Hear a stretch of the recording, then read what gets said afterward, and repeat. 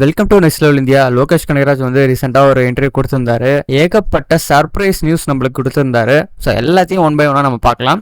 First வந்து எல்லாருக்குமே எதிர்பார்த்துட்டு இருந்த ட்ரைலர் டீசர் அதை பற்றி அவர் சொல்லியிருந்தாரு. ரீசெண்டாக பார்த்தீங்கன்னா ட்விட்டரில் ஏகப்பட்ட ரூமர்ஸ் வந்து வந்துட்டு இருக்கு. ஸோ ட்ரைலர் அண்ட் டீசர் எதுவுமே மூவிக்கு கிடையாது அப்படின்னு சொல்லி நம்ம ஆல்ரெடி மென்ஷன் பண்ணியிருந்தோம். ஆடியோ லான்ச் வந்து கன்ஃபார்ம் வந்து இந்த மந்த் எண்டுக்குள்ளே ஏதாச்சும் ஒரு நியூஸ் வரும் அப்படின்னு சொல்லி. டீசர் விட மாட்டாங்க, ட்ரைலர் மட்டும் தான் விடுவாங்கன்னு சொல்லியிருந்தோம். ஸோ அதே மாதிரி தான் அவரும் சொல்லியிருக்காரு. ஸோ ஃபிலிமோட எடிட்டிங் ப்ராசஸ் இதெல்லாம் வந்து இன்னும் ஃபுல்லாக கம்ப்ளீட் ஆகலைன்னு சொல்லியிருக்காரு.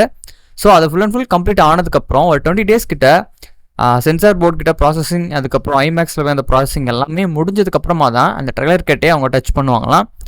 அதை பேஸ் பண்ணி தான் வந்து ப்ரொமோஷன்ஸை ஸ்டார்ட் பண்ணணும்னு சொல்லியிருக்காங்க. பட் இப்போ ட்ரெய்லர் டேட்டை மட்டும் அவர் வந்து ஷூராக வந்து கன்ஃபார்ம் பண்ணியிருக்காரு அஃபிஷியலாக. ஸோ August 2 அன்றைக்கி நம்மளுக்கு ட்ரெய்லர் வந்து ரிலீஸ் பண்ண போகிறாங்க. ஸோ ஆஃப்டர் தட் பார்த்தீங்கன்னா நம்மளுக்கு வந்து கிளிம்ஸ் வந்து விடுற மாதிரி பிளானே கிடையாதான்.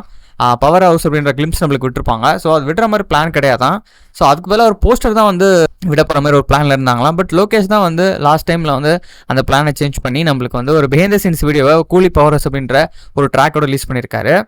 ஸோ அதுக்கப்புறம் பார்த்தீங்கன்னா வந்து ரஜினி சாருக்கு வந்து சொன்ன கதையை வந்து ஃபர்ஸ்ட் வந்து வேறையா ஜஸ்ட் ஒரு 2 months கேப்பில் இன்னொரு கதையை வந்து டெவலப் பண்ணி ஸோ அதை வந்து ரஜினி சார்கிட்ட போய் சொல்லியிருக்காரு. அதுதான் ஓகேயா இருக்குது. அண்ட் ஆஃப்டர் தட் பார்த்தீங்கன்னா இதில் நிறைய ஹீரோஸ் நடிச்சிருக்காங்க. ஸோ நிறைய ஸ்டேட்ஸ்லேருந்து சூப்பர் ஸ்டார்ஸ் நடிச்சிருக்காங்க.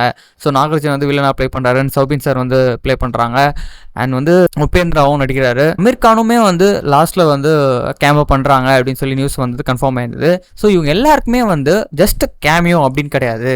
ஸோ ஃபுல் அண்ட் ஃபுல் மூவியில் ஒரு பிக்கஸ்ட் பார்ட்டாக இருப்பாங்க. அமீர் கான் சாருக்கு வந்து ஸோ ஒரு ஃபியூ மினிட்ஸ் தான் வந்து ரோல் இருக்குது. பட் அது ரொம்ப பவர்ஃபுல்லான கேரக்டரு, ரொம்ப இம்பார்ட்டண்ட்டான கேரக்டரு. ஸோ இன்டெப்த்தாக வந்து ஸ்டோரி கூட கனெக்ட் ஆகிற கேரக்டர்ஸ் தான் எல்லாருமே. ஒரு ஜஸ்ட் ஒரு மூவி வந்து பாப்புலர் ஆக்கிறதுக்கோ ஒரு பாக்ஸ் ஆஃபீஸ் புஷ் பண்ணுறதுக்கும் இந்த ஆக்டர்ஸ் வந்து ஒரு உள்ள வைக்கலையா. ஸோ ஸ்ட்ரிக்டாக அந்த ஸ்டோரியில் ஃபுல் அண்ட் ஃபுல் வந்து ஒர்க் பண்ணி ஸோ 2 years கிட்ட ஃபுல் அண்ட் ஃபுல் ஹார்ட் ஒர்க்கை போட்டு எல்லா ஆக்டர்ஸ்கிட்டையும் ஸ்கிரிப்டான ஒரு ஷெடியூலை வாங்கி பக்காவாக பண்ணியிருக்காராம். ஸோ மூவியில் வந்து அவர் டிஃப்ரெண்ட்டாக ஒரு நியூவாக ஒரு சில விஷயத்த க்ரியேட் பண்ணணும்னு நினச்சிருக்காரு. ஸோ அதை வந்து இதில் இம்ப்ளிமெண்ட் பண்ணியிருக்காராம். அவரோட ப்ரீவியஸ் ஃபிலிமுக்கும் இதுக்கும் கம்பேரிசன் பண்ணவே முடியாத அளவுக்கு நிறைய விஷயமே பண்ணியிருக்காருன்னு சொல்லியிருக்காரு. ஸோ அவருக்கு வந்து ரொம்ப பிடிச்ச விஷயத்தை பற்றி பேசியிருக்காரு. அவருக்கு என்ன விஷயம் பிடிக்குன்னா ஃபைட் சீன்ஸ். ஒரு மூவியில் 4 ஃபைட் சீன்ஸ்க்கு மேலே இருந்தால் அவருக்கு ரொம்ப பிடிக்கும் அப்படின்னு சொல்லி அவர் மென்ஷன் பண்ணியிருந்தாரு.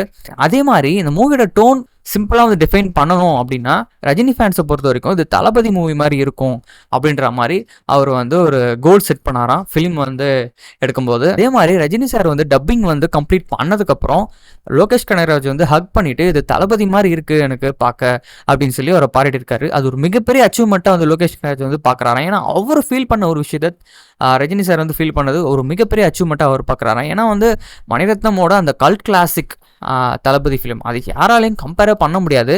ஸோ நாயகனுக்கு அப்புறம் ஒரு வயலண்ட்டான ஒரு பெஸ்ட்டான ஒரு எமோஷனல் ட்ராமா ஃபிலிமாக இருக்கும் அது.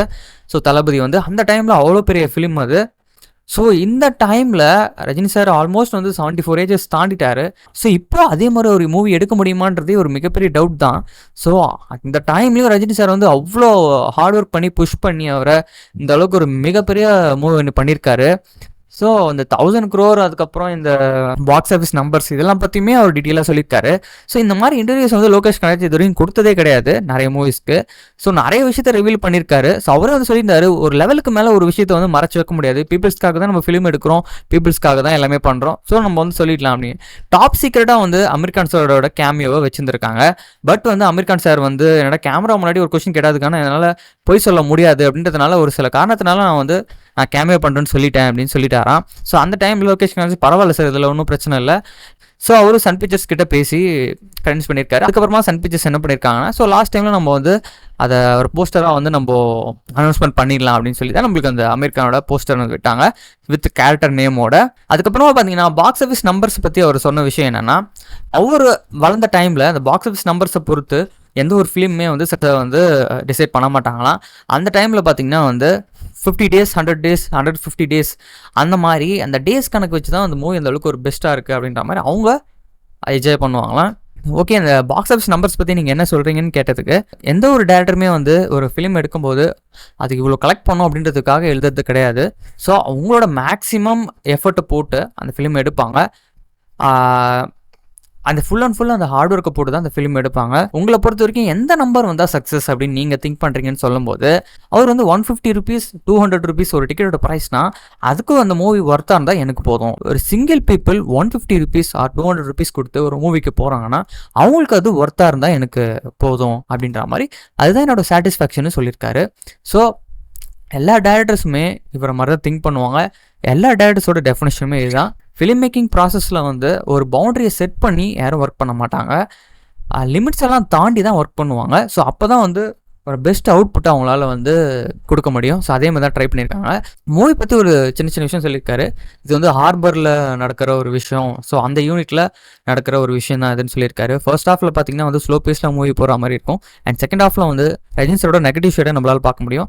அண்ட் ஃபைட் சீன்ஸ், ஆக்ஷன் சீன்ஸ்லாம் வந்து நிறைய இருக்க போகுது அப்படின்னு சொல்லியிருக்காரு. நாகார்ஜுனா வந்து நெகட்டிவ் ஷேட் கேரக்டருக்கு பண்ணுறதுக்கு ரொம்ப வந்து ஒரு கன்வின்ஸ் பண்ணாங்களாம். ஏன்னா அவர் அந்தளவுக்கு சரியாக வருமானம் அவருக்கு தெரியலையா. ஏன்னா அவர் வந்து ஹீரோ ரோல்ஸ் தான் அவசியம் பண்ணியிருக்காராம். ஸோ ஒரு வில்லன் ரோல் இது வரைக்கும் பண்ணதே இல்லைன்னு சொல்லியிருக்காரு. ஸோ வில்லனும் அவர் தான் சொல்லிட்டு கன்ஃபார்ம் பண்ணியிருக்காங்க. அமீர் கான் சாரோட ரோலை பற்றி அவர் அந்தளவுக்கு பெருசாக எதுவும் சொல்லலை. பட் வந்து ஃபியூச்சர் ப்ராஜெக்ட்ஸை பற்றி அவர் நிறைய சொல்லியிருந்தாரு. ஸோ கூலி தவிர்த்து கூலி ஃபிலிம் வந்து முடிஞ்சதுக்கு அப்புறமா வந்து ஒரு கைதி 2 ஸ்டார்ட் பண்ண போகிறாராம். அதுக்கு நெக்ஸ்ட் ஃபிலிம் பார்த்தீங்கன்னா அமீர் கான் சாரோட ஃபிலிமை ஸ்டார்ட் பண்ண போகிறாராம். அதுக்கப்புறமா தான் வந்து ரோலெக்ஸ், அதுக்கப்புறம் விக்ரம் 2 இதெல்லாம் வந்து பிளான் பண்ணுற மாதிரி ஆப்ஷன்ஸ் எல்லாம் இருக்காங்களாம். அண்ட் நிறைய டெக்னாலஜிஸ் யூஸ் பண்ணியிருக்கேன்னு சொல்லி ஒரு மென்ஷன் பண்ணியிருந்தாரு. டிஏஜிங் இருக்குது அப்படின்ற மாதிரி நிறைய நியூஸஸ் வந்து வந்துட்டு இருந்தது. ஸோ நம்ம பார்க்கலாம். அவர் ஆல்ரெடி ட்விட்டரை பற்றி ஏகப்பட்ட ரீமர்ஸ் எனக்கு வந்துட்டு இருக்கு. அது எல்லாமே உண்மை கிடையாது அப்படின்னு சொல்லிட்டு இருக்காரு. ஸோ ஆடியோ லான்ச், அதுக்கப்புறம் ஆடியோ லான்ச், டீசர், ட்ரெய்லர் எதுவுமே கிடையாது அப்படின்னு சொல்லி சோஷியல் மீடியாவில் வந்ததுன்றது வந்து அது ஒரு மிகப்பெரிய பொய்யான வந்து ஒரு நியூஸ் அப்படின்னு சொல்லியிருந்தாரு. ஏன்னா அவர் வந்து நிறைய ரூமர்ஸ்க்கு வந்து ரியாக்ட் பண்ணிட்டு தான் இருக்காராம் டெய்லியும். ஸோ ட்விட்டர் பார்த்துட்டு தான் இருக்காராம். அதனால வந்து ஆகஸ்ட் 2 அன்னைக்கு தான் ட்ரெய்லர் ரிலீஸ் ஆக போகுதுன்னு சொல்லி நாமனே சொல்லிடலாம் அப்படின்னு சொல்லி தான் சொல்லியிருக்காரு. ஸோ ஆகஸ்ட் 2 அன்னைக்கு நம்மளுக்கு ட்ரெய்லர் வரப்போகுது. ஸோ ஆடியோ லான்ச் இருக்கா இல்லையா அப்படின்னு சொல்லி கேட்டிங்கன்னா ஆடியோ லான்ச் கண்டிப்பாக இருக்குது. இன்னும் அப்கமிங் டேஸில் நம்மளுக்கு நிறைய அப்டேட்ஸ் வரப்போகுது. ஸோ நம்ம வெயிட் பண்ணி பார்க்கலாம். இதுக்கப்புறம் சாங்ஸ் எதாவது வரும் அப்படின்னு கேட்டிங்கன்னா சாங்ஸ் அவ்வளோதான். 2 சாங்ஸ் தான் மூவியில் இருக்க போகுது. அண்ட் மீதி இருக்கிற சாங்ஸ்லாம் வந்து ஒரு பிஜிஎம்மா இல்லை பேக்ரவுண்ட் மியூசிக்காக வந்து யூஸ் பண்ண போகிறாங்க. ஸோ நம்ம வெயிட் பண்ணி பார்க்கலாம். கூலியோட ட்ரெய்லரோட ஃபுல் அண்ட் ஃபுல் நமக்கு பிரேக் டவுன் கண்டிப்பாக நம்ம சேனலில் பண்ணுவோம். ஸோ ஏகப்பட்ட நியூஸ் வந்து நான் கேதர் பண்ணிகிட்டு இருக்கேன். ஸோ ஒன்ஸ் வந்து அதெல்லாம் கன்ஃபார்ம் நியூஸ் அண்ட் ஃபேக்ட்ஸ்லாம் செக் பண்ணி 100% கரெக்டாக உங்கள்கிட்ட வந்து நான் சொல்கிறேன். ஸோ அது வரைக்கும் தேங்க்யூ ஃபார் வாட்சிங். இந்த வீடியோ வந்து ஃபுல் லென்த்தாக நான் பேசியிருப்பேன். ஏன்னா அந்த இன்டர்வியூ பார்த்தீங்கன்னா 1 hour கிட்ட இருக்கும். ஸோ அந்த இன்டர்வியூவில் நிறைய விஷயம் ஷேர் பண்ணியிருந்தாரு. இம்பார்ட்டண்ட்டான பாயிண்ட்ஸை மட்டும் நான் உங்ககிட்ட ஷேர் பண்ணியிருக்கேன். சேனலை மறக்காமல் சப்ஸ்கிரைப் பண்ணுங்கள். அண்ட் இவ்வளோ நேரம் வீடியோ பார்த்துருந்தீங்கன்னா ரொம்ப ரொம்ப தேங்க்ஸ். ஸோ நிறைய நியூஸ் வந்து உங்களுக்காக நான் வந்து அப்லோட் பண்ணுறேன். ஸோ தேங்க்யூ ஃபார் வாட்சிங்.